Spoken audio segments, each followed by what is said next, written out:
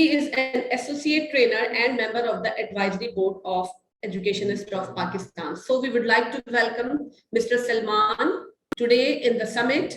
Thank you so much, sir, for joining. Welcome, Salman Sahab. Over to you. Assalamualaikum everyone. वालेकुम अस्सलाम sir. तमाम लोग मुझे सुन पा रहे हैं? जी सर, बिल्कुल. सबसे पहले तो बहुत शुक्रिया मिस आपके तारुफ का. मैं अभी थोड़ी देर पहले मिस साइमा को भी सुन रहा था और बाकी भी मुकर्रिरीन को सुन रहा था, और मैं कोशिश करूंगा कि मिस साइमा की ही बात को का थोड़ा सा रब्त जो है इसमें शामिल किया जाए और इन बातों को आगे बढ़ाया जाए. तो एक बाकायदा आगाज़ से पहले मैं इंतहाई ममनून हूँ. मैडम रफ़िया मुदस्सर का हमेशा याद रखती हैं, और जो एजुकेशन के हवाले से नूरुल हुदा और सारी टीम और ख़ास तौर पे मैम रफ़िया, आप लोगों की जो खिदमात हैं वो वाकई काबिल सताइश है. तो congratulations all the participants, all the team members, all the speakers कि इस पेंडेमिक में हमें सीखने को मिल रहा है. अच्छा, ये वॉइस स्लो की आवाज़ दी गई है, तो मैं कोशिश करूंगा कि मेरी आवाज़ बेहतर हो जाए. क्या अब आवाज़ बेहतर हुई है? जी sir, it's much better now. Thank you. ठीक है. तो जो आज मुझे जो मौका दिया गया है, और मैं कोशिश करूंगा कि उर्दू तदरीस के हवाले से, उर्दू पढ़ाने के हवाले से जो मुश्किलात हैं वो मुश्किलात को भी जो है बताया जाए कि क्या मुश्किलात आती हैं और उनका हल, क्योंकि तनकीद करना सबसे आसान काम है इस दुनिया में और हल देना जो है सबसे मुश्किल काम है. तो आज के सेशन का बाकायदा आगाज़ करते हैं, और मैं इस सेशन के हर सेशन के आगाज़ में एक छोटी सी बात, कुछ हम्दो सना करता हूँ, और ये कहते हुए हम्दो सना करता हूँ कि तमाम तारीफ़ें, सब मिदहतें और सारी तारीफ़ें उस खुदाए बुज़ुर्ग व बरतर के नाम जिसके कब्ज़े में कायनात का सारा निज़ाम, और करोड़ों दुरूद व सलाम नबी अकरम सल्लल्लाहु अलैहि वसल्लम, आपकी आल और असहाब पर. इस सेशन में मौजूद तमाम शुरका को खुश आमदीद. और जैसा कि अभी थोड़ी देर पहले बताया गया कि आज इस का जो मौजू रखा है वो एक दिलचस्प मौजू भी है, और न सिर्फ ये कि ये असातिज़ा के लिए, लेकिन अगर इस सेशन में हमारे पास वालिदैन हैं तो ये वालिदैन के लिए भी जो है एक दिलचस्प है और सीखने के लायक है. सर, सिर्फ sorry to interrupt you once again. Actually आपकी आवाज एकदम से होते होते फिर काफी स्लो हो गई है, तो जाहिर सी बात है. सही है? अब सही है? जी सर, बेहतर है. बहुत शुक्रिया. तो नशिस्त के आगाज में कुछ जो है मैं पेश करना चाहूंगा इस नशिस्त के नुकात, और नशिस्त के नुकात जो है वो पेश करते हुए मैं जो है आपके सामने ये रखूंगा कि जनाब इस नशिस्त में तदरीस के दौरान, ख़ास तौर पे उर्दू तदरीस के दौरान असातिज़ा किन मुश्किलात से दो चार रहते हैं. और यहाँ पे मौजूद असातिज़ा और वालिदैन अभी से ही तैयार हो जाए, मैंने उनसे कुछ इब्तिदा में ही सवालात भी पूछने हैं. दूसरा जो हमारा मकसद है वो ये सीखना है कि उर्दू तदरीस को दिलचस्प कैसे बनाया जा सकता है. और इसमें जाहिर है कि दिलचस्प हम बाद में बनाएंगे, पहले हम तदरीस को तो जान लेंगे तदरीस क्या है, और फिर सुस्त रो तलबा. बहुत सारे लोग कुन जहन इस्तेमाल करते हैं यहाँ पे लफ्ज, जिसको अंग्रेजी में स्लो लर्नर भी इस्तेमाल किया जाता है. कुछ जमात में दीगर बच्चों की तरह कैसे साथ साथ पढ़ाया जाए. आज के असातिज़ा का सबसे बड़ा जो मसला है वो ये तीसरा नुक्ता है कि जनाब 30-40 जो है वो बच्चे हैं, उसमें कुछ बहुत अच्छे बच्चे हैं, कुछ हैं कि चले वो साथ मिल जाते हैं, लेकिन उर्दू के हवाले से जो है چند بچے ایسے ہوتے ہیں کہ جن کو بہت زیادہ جو ہے وقت درکار ہوتا ہے ان بچوں کے ساتھ چلنے کے لیے جو بہت اچھے ہیں یا بہتر ہیں. اب اگر ان کے اوپر ہی وقت لگا دیا جائے تو ایک استاد کے پاس تو وہی 40-50 منٹ ہی ہیں, وہ بیچارہ کیا کرے گا. پھر ہماری اسکول مینجمنٹ کی بہت ساری جو ہے وہ پابندیاں ہیں کہ جناب آپ نے اس مہینے میں یہ مکمل کروا لینا ہے, اس ٹرم میں یہ مکمل کروا لینا ہے. تو ایک ریس لگی ہوئی ہے ہمارے یہاں, تو اس ریس میں بھی ہم نے دوڑنا بھی ہے, اور ان لہروں کا ساتھ جو ہے چاہے ہمیں تیراکی آتی ہو یا نہ آتی ہو, ہمیں تیرنا بھی ہے. تو اب ایسا کیا کیا جائے کہ جناب اسکول کی بھی تمام خواہشات پوری ہو جائیں اور بچے کو بھی ہم کہیں نہ کہیں اپنی کوشش سے کھڑا کر دیں. اب آ جاتے ہیں ان چند سوالات پہ جو مجھے دراصل پوچھنے ہیں, اور شرکا سے میری گزارش ہے کہ اگر وہ جو ہے ان میں سے جن جن سوالات کو جانتے ہیں, میں یہ سوالات جو ہے وہ پڑھتا جاؤں گا اور آپ سے پوچھتا جاؤں گا. آپ سے گزارش ہے کہ چیٹ باکس اگر ہمارا کھلا ہوا ہے تو اس میں اس کے جوابات بھی دیتے رہیں تاکہ مجھے اندازہ بھی ہوتا رہے. تو یہ سوالات جو ہیں 6 سوالات, 6 اہم سوالات آپ کے سامنے. اردو بطور مضمون کیوں نظر انداز کیا جاتا ہے؟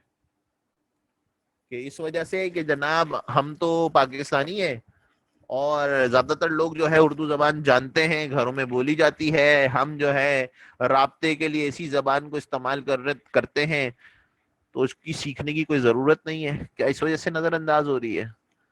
جس طرح میں کیونکہ اسلامیات بھی دیکھتا ہوں تو مجھے یہ نظر آتا ہے کہ جی ہم مسلمان ہیں تو مجھ سے اچھا اسلام تو کوئی جانتا نہیں ہے, اور ہم پاکستانی ہیں, اردو ہماری قومی زبان ہے, تو بھلا ہمیں بھی کچھ سیکھنے کی ضرورت ہے. اس کو نظر انداز کر دیا جاتا ہے. باقی سارے مضمون جو ہیں وہ پورا سال پڑھے جاتے ہیں, اور میں اکثر چلے ایک اسکولوں کی برائیاں ہوتی ہیں, اس میں ایک اچھائی یہ ہے کہ کم از کم اردو پورے سال تو پڑھایا جاتا ہے.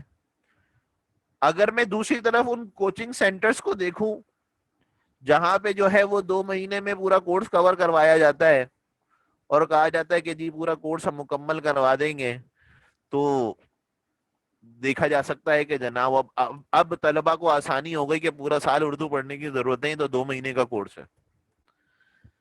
تو پہلا سوال کہ اردو کو بطور مضمون آپ کی نظر میں کیوں نظر انداز کیا جاتا ہے؟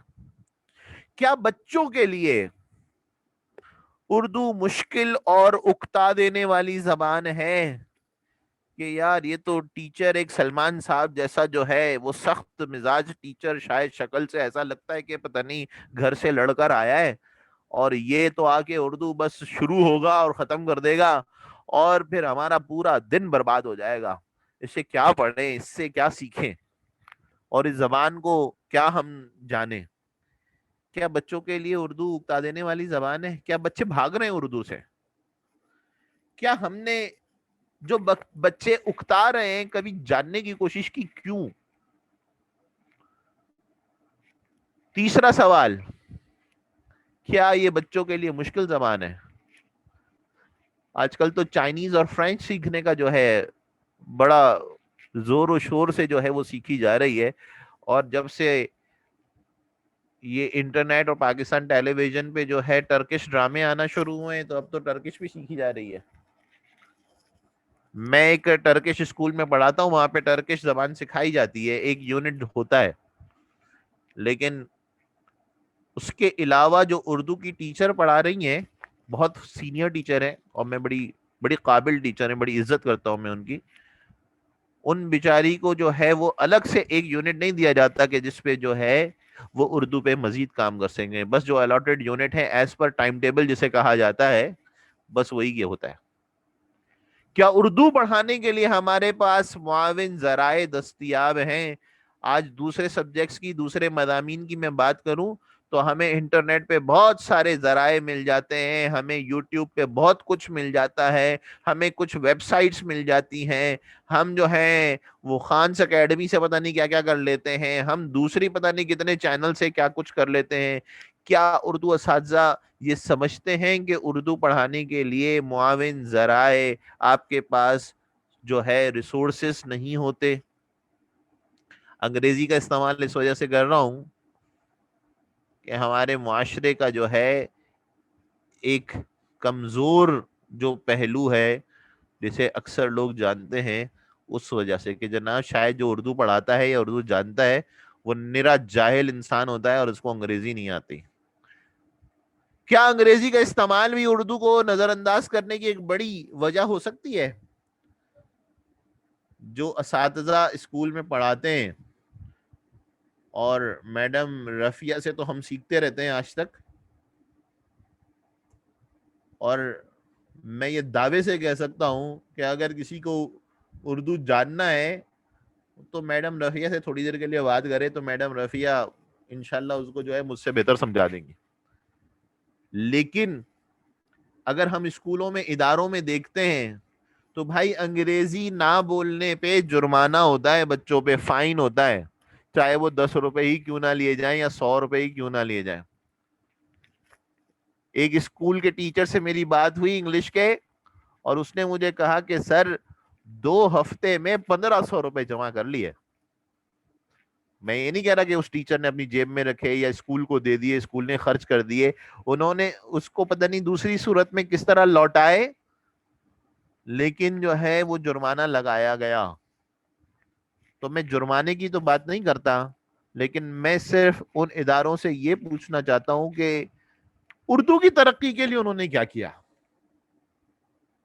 کیا ایسا صرف اس استاد کے یونٹ تک یہ بات رہی کہ بھائی کم از کم اس اردو کے ٹیچر سے اس کی کلاس میں، اس کی جماعت میں جو ہے وہ اردو میں بات کی جائے، یا اس کی ترقی کے لیے، اس کو فروغ دینے کے لیے کچھ اور اسکول نے کیا سوائے اس کے کہ جناب جو ہے وہ 23 مارچ اور 14 اگست پہ جو ہے کچھ اردو نغموں پہ ٹیبلو کروا دیے، 1-2 تقریریں کروا دیں، اس کے علاوہ؟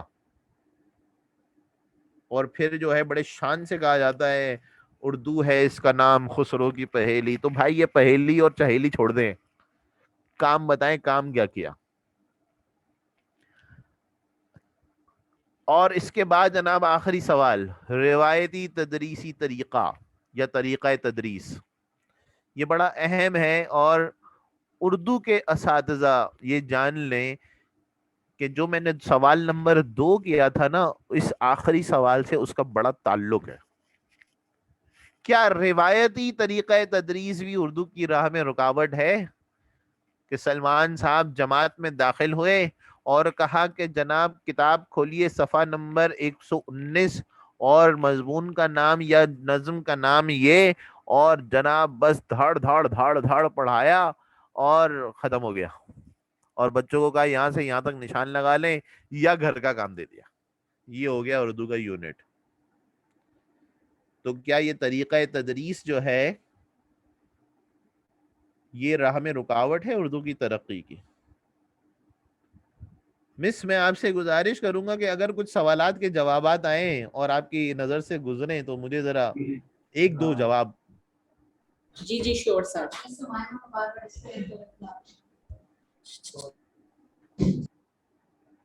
پھر ہم انشاءاللہ آگے بڑھتے ہیں۔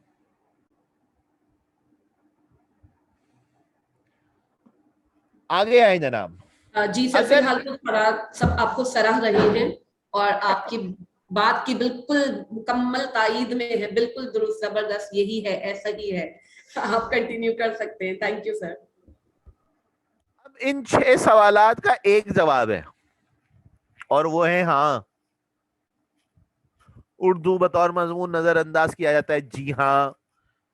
کیا بچوں کے لیے یہ اکتا دینے والی زبان ہے؟ یہ میں آٹے میں نمک کے برابر بات نہیں کر رہا، یہ میں زیادہ تر بات کر رہا ہوں۔ جی ہاں۔ بچوں کو یہ مشکل زبان لگتی ہے؟ جی ہاں۔ کیا اردو پڑھانے کے ذرائع کم دستیاب ہیں؟ جی ہاں۔ انگریزی کا استعمال اردو کو نظر انداز کر رہا ہے؟ جی ہاں۔ روایتی طریقہ تدریس اردو راہ کے؟ جی ہاں۔ تو کامن جواب جو ہے وہ ہے ہاں۔ تو بھائی جب ہاں ہے تو اس کا ذمہ دار کون ہے؟ میں اگر ایک استاد ہوں تو میں کہہ دوں گا جناب بچے اور والدین. بچے اور والدین سے پوچھا جائے تو جناب پتہ پڑتا ہے کہ استاد. استاد سے پوچھا جائے دوبارہ کہ بھائی یہ تو آپ کا نام لے رہے ہیں تو وہ کہتا ہے اسکول. تو اس کا مطلب کیا ہوا کہ ذمہ دار یہ غیر تخلیقی معاشرہ ہے. یہ معاشرہ جو ہے وہ ریس لگوا رہا ہے جیسے میں نے شروع میں کہا تھا, اور یہاں پہ بس ایک والدین کا بھی ذہن بنا ہوا ہے, اسکول کا بھی ذہن بنا ہوا ہے, بچوں کا بھی ذہن بنا دیا گیا ہے کہ بیٹا آپ نے جو ہے وہ ڈاکٹر انجینئر بننا ہے. اس ڈاکٹر انجینئر بنانے کے چکر میں ہم نے اس کی تخلیقی صلاحیتوں کو تہس نہس کر دیا, برباد کر دیا, کچھ بھی نہیں بچا. تو غیر تخلیقی معاشرہ جس میں شامل خاص طور پہ اس بچے سے تعلق رکھنے والے یہ دو اہم ستون ہیں, والدین اساتذہ. جی ہاں, والدین اور اساتذہ اس کے ذمہ دار ہیں. میں بہت معذرت چاہوں گا والدین سے بھی, اور میں اپنی کمیونٹی یعنی کہ اساتذہ سے بھی میں ہاتھ جوڑ کے معذرت چاہوں گا, لیکن ہم ذمہ دار ہیں اس غیر تخلیقی ہم بس وہ جو ابھی مس سیشن کر رہی تھی اور مس نے کہا نا کہ بلیم گیم ہوتا رہتا ہے, تو بس یہ بلیم گیم جو ہے وہی ہوتا رہتا ہے اور اس میں بچے کا کباڑا ہو جاتا ہے. اب آ جاتے ہیں جناب کہ اگر یہ دونوں ذمہ دار ہیں تو کیا یہ تدریس نہیں جانتے؟ تدریس کے حوالے سے اگر بات کی جائے تو میری جن لوگوں سے بات ہوتی ہے اور میں جو سیشن کرتا رہتا ہوں وہاں پہ لوگ جو ہیں جب ان سے سوال کیا جاتا ہے کہ تدریس سے مراد کیا ہے تو زیادہ تر سوال کا جواب ملتا ہے پڑھنا پڑھانا. ایک چیز اس میں جو ہے وہ داخل کر لیں کہ ہم نے صرف پڑھانا نہیں ہے, ہم نے صرف لکھانا نہیں ہے, ہم نے بچوں کو سکھانا ہے. جس دن سلمان احمد اپنی کلاس میں اس سوچ کے ساتھ جائے گا کہ میں نے جو ہے اس مضمون کو, اس عنوان کو آج پڑھانا نہیں ہے سکھانا ہے, آپ یقین کیجئے وہ کلاس آپ کی سال کی سب سے بہترین کلاس ہوگی. اور کیا ہی بات ہے کہ اگر میری ہر کلاس جو ہے وہ اس سوچ کے ساتھ ہو. یہ جو ہم لوگوں کو کہتے ہیں نا بھائی پلان کیا کرو, اور اس میں ہم جو ہے جب پوچھتے ہیں کہ جناب آپ کا مقصد کیا ہے اس عنوان کو پڑھانے کا, آپ کیا چاہتے ہیں کہ بچہ کیا کر لے, تو وہ کالم جو ہے ہمیں خالی اکثر ملتا ہے یا ایسا ملتا ہے کہ اس کو خالی ہی سمجھا جائے. تو جب آپ مقصد نہیں جان پائیں گے, لرننگ آبجیکٹو آپ کے پاس جسے کہا جاتا ہے, اور میڈم رفیہ جو ہے اس پہ خوب کام کرتی ہیں کہ لرننگ آبجیکٹو جب تک آپ کو نہیں معلوم ہوگا تو آپ پڑھائیں گے کیا, آپ کو پتہ ہی نہیں ہے مجھے پڑھانا کیا ہے, تو پھر آپ اس پڑھائی کا بار جو ہے وہ بچوں پہ ڈالتے رہیں گے. تو تدریس کا مفہوم جان لیں, ان تدریس سے مراد ان سرگرمیوں سے ہے جس کی تعمیر طلبہ کے طرز عمل میں تبدیلی لانے کے لیے کی جاتی ہے. پیبلو پیکاسو کہتا ہے نا کہ ہر بچہ جو ہے وہ تخلیقار ہے. تو بھائی ہر بچے میں کچھ نہ کچھ ضرور ہے. یہ کہہ دینا یہ تو کچھ بھی نہیں کر سکتا, یہ جان چھڑانے والی بات ہے. آپ نے وہ طریقہ کار اختیار نہیں کیا, آپ نے تدریس کا مفہوم ہی نہیں سمجھا کہ آپ آگے بڑھیں. اب جناب تدریس کے وہ کون سے طریقہ کار ہیں جس سے میں طلبہ کے طرز عمل میں تبدیلی لے آؤں, جس سے ان کی بہت سارے ٹیچرز, ہمارے سینئر ٹیچرز ایسے ہوتے ہیں جن کے زندگی سے تعلق رکھنے والا کم از کم ایک واقعہ ضرور ہوتا ہے جس میں بچے کی زندگی بدل گئی ہو, کہ وہ بچہ یاد رکھے. میں یہ نہیں کہتا کہ جناب میں یہ کہوں کہ وہ جناب جاپان میں فلاں فیکٹری کا جو ہے وہ مینیجر بن گیا ہے یا اس نے وہ فیکٹری خرید لی ہے. صرف یہی کامیابی نہیں ہے, اس کے اگر ادب و آداب, اس کی تدریس میں اس کو کامیابی حاصل ہو گئی ہے تو یہ آپ کی جیت ہے کہ یہ محنت آپ نے اور والدین نے مل کے کی ہے. اب جناب میں تدریس کا وہ کون سا طریقہ کار اختیار کروں, خاص طور پہ اردو تدریس سے متعلق.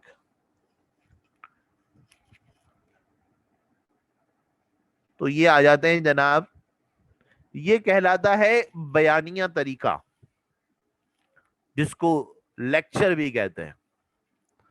اور بہت سارے لوگوں کو اس پہ اعتراض بھی ہوتا ہے کہ صرف لیکچر دینا یہ جو ہے وہ صحیح طریقہ نہیں ہے, یہ تو وہی روایتی طریقہ ہے جو 1980 82 88 میں جو ہے وہ میں اور آپ اس سے گزر چکے ہیں, جو ہمارے اساتذہ نے جو ہے اس وقت کے اساتذہ پڑھاتے تھے. لیکن اگر اسی بیانیے طریقے کو تھوڑا سا سمجھ کے استعمال کیا جائے, جو ہمارے معلم ہیں, جو ہمارے اساتذہ ہیں, وہ اس طریقے کو تھوڑا سا سمجھ کے استعمال کر لیں کہ جناب اس میں مضمون کو بول کر طلبہ کے سامنے استاد پیش کرتا ہے اور طلبہ اسے بغور سنتے ہیں. اب جب آپ معلومات فراہم کریں گے, اس کا ایک طریقہ یہ ہے کہ استاد جو ہے طلبہ کو وہ تمام معلومات دیتا ہے جو ان کے علم میں پہلے نہیں ہوتے. مثال کے طور پہ اگر بڑی کلاسز کے اساتذہ ہیں, وہ جناب ایک سبق جو ہے وہ بتاتے ہیں, اس کا عنوان بتاتے ہیں, اس کا ظاہر ہے کوئی نہ کوئی مصنف ہوگا, ایک نظم کا کوئی نہ کوئی شاعر ہوگا. اب شاعر کی اگر چند خصوصیات بتا دی جائیں جس کی وجہ سے وہ مشہور ہیں, ان کے کچھ القابات خطابات جو ہے وہ بتا دیے جائے, وہ کیوں ملے. بہت سارے بچوں کو تو کیا, بڑوں کو بھی اقبال کی شاعری سمجھ میں نہیں آتی, لیکن اقبال کی شاعری پڑھانے سے پہلے اگر اقبال بتا دیا جائے تو پھر دیکھیں بچہ ہلے گا نہیں اپنی جگہ سے. تو اس طریقہ تدریس میں مواد جو ہے, جو مضمون کا ہوتا ہے, وہ بول کر طلبہ کے سامنے ایک معلم پیش کرتا ہے, پھر وہ معلومات دیتا ہے جو بچوں کو پہلے نہیں معلوم ہوتی. طریقہ یہ پرانا ہی ہے, قدیم ہے, لیکن جو ہے افیکٹو بہت ہے. یہ جو ہے ثابت ہوا ہے کہ جناب اس سے بڑے فوائد حاصل ہوئے. اور اب اس کو کرنا کیسے ہے, آپ کی آواز, آپ کی پچ, آپ کا انداز. مجھے یاد ہے کہ میرے استاد نے جو ہے جس طرح 9th 10th میں جو ہے پڑھایا, اردو پڑھائی, اور وہ انداز میں آج تک نہیں بھولتا, بلکہ میں نقل کرنے کی کوشش بھی کرتا ہوں. حرکات, سکنات, چہرے کے تاثرات, ڈرامہ پڑھا رہے ہیں, کہانی پڑھا رہے ہیں, تو جب وہ باتیں آپ بتا رہے ہیں جس میں آپ یہ بتا رہے ہیں کہ جناب سامنے والا کیا سوچ رہا ہوگا, اس کے چہرے کے تھوڑے سے وہ چہرے کے تاثرات اپنے بھی چہرے پہ لائیں, سمجھنے میں بچوں کو آسانی ہو جائے گی. کیا, یہ بہت سارے انداز سے بولا جاتا ہے نا, کیا. اب وہ کیا ہے کہ کوئی کام کیا یا سوالیہ ہے.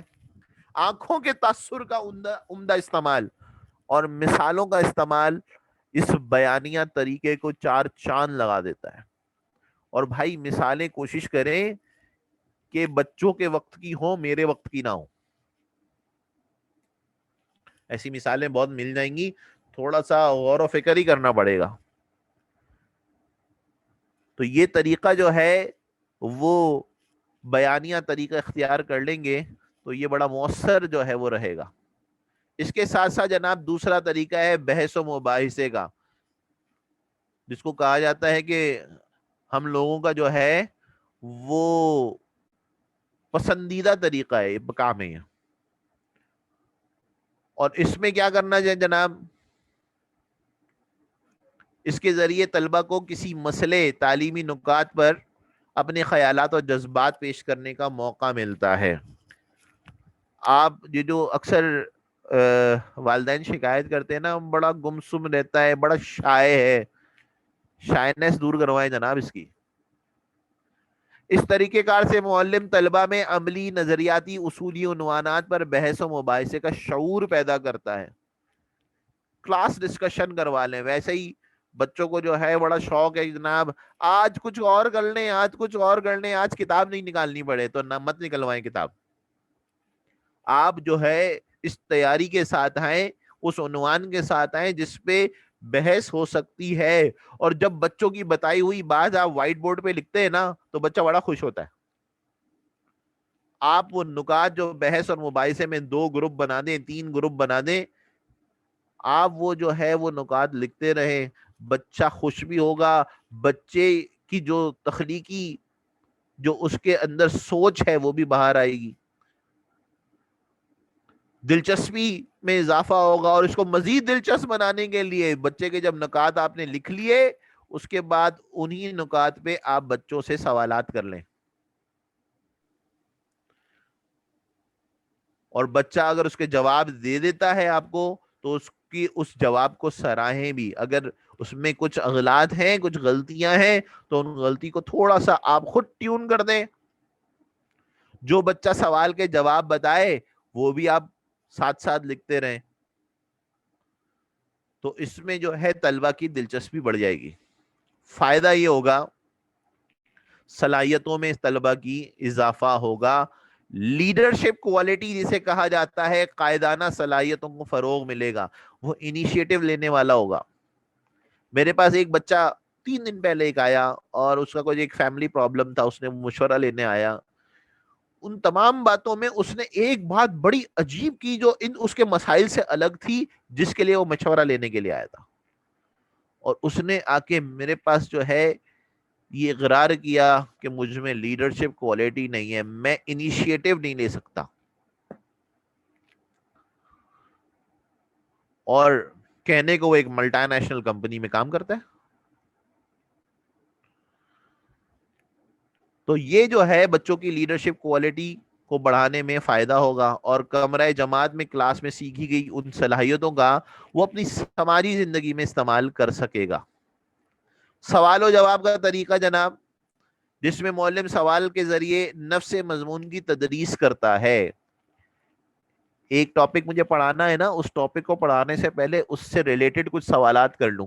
بچے بڑے تیار ہو جاتے ہیں کہ اچھا تمہیدی سوالات ہوں, تفہیمی سوالات ہوں, تعین قدر کے سوالات ہوں, یہ سوالات کر لیے جائیں. جو تمہیدی سوالات آپ کرتے ہیں, آئی ہوپ کہ سارے تمہید کو سمجھتے ہوں گے.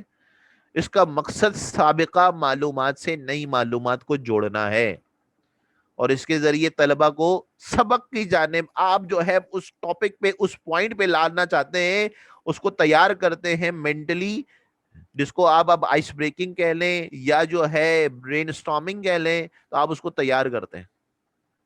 اور پھر جب وہ تیار ہو جاتا ہے تو پھر ٹیچر جو ہے اپنے موضوع کا اعلان کرتا ہے. یہ ہو گئے تمہیدی سوال. تفہیمی سوال, طلبہ کی تفہیمی جانچ کرنا اور نفس مضمون کو اس نے کتنا سمجھا ہے. یعنی کہ اس کے بعد جب آپ نے موضوع کا اعلان کر دیا, موضوع پڑھا دیا, اب اس سے متعلق سوالات کر رہے تاکہ آپ کو معلومات ہو جائے کہ آپ نے جو ہے وہ کیا کیا اور بچے نے کتنا سیکھا. تفہیمی سوالات نفس مضمون اور متن پر مبنی ہوتے ہیں, اور تفہیمی سوالات میں فکر انگیزی اور تسلسل ہونا چاہیے. یعنی کہ جو آپ نے بتایا اس سے آپ کو معلوم پڑ جائے گا کہ بچے کی سماعت جو ہے وہ کیسی ہے, وہ کیسے سوچ رہا ہے, وہ کیسے جو ہے وہ پڑھ رہا ہے. سلمان صاحب سوری, ہمارے پاس ٹائم بہت شارٹ ہے, آپ پلیز وائنڈ اپ کوئکلی. مس امیمہ میں آپ کو سن نہیں پا رہا. میں آپ سے یہ عرض کر رہی تھی سر کہ ٹائم بہت شارٹ ہے. میں تھوڑی سی جلدی کر لیتا ہوں. میں اگر وائنڈ اپ کروں تو اب آ جاتے ہیں جناب تعین قدر کے سوالات کے. اس کے ذریعے معلم طلبہ کی حصولیات, حاصل کیا کیا, اور تدریسی خامیوں کی جانچ کرتا ہے. اور آگے بڑھتے ہوئے جناب, کیونکہ ہمارے پاس ٹائم کی کمی ہے, تو ہم اس طریقہ کار کو آگے بڑھاتے ہوئے میں صرف چند سرگرمیوں پہ آ جاتا ہوں جس کی وجہ سے آپ جو ہے اپنی تدریس کو اچھا بنا سکتے ہیں, آپ اپنی تدریس کو دلچسپ بنا سکتے ہیں. اردو تدریس میں آپ بچوں کو کے اندر وہ دلچسپی کا عنصر پیدا کر سکتے ہیں.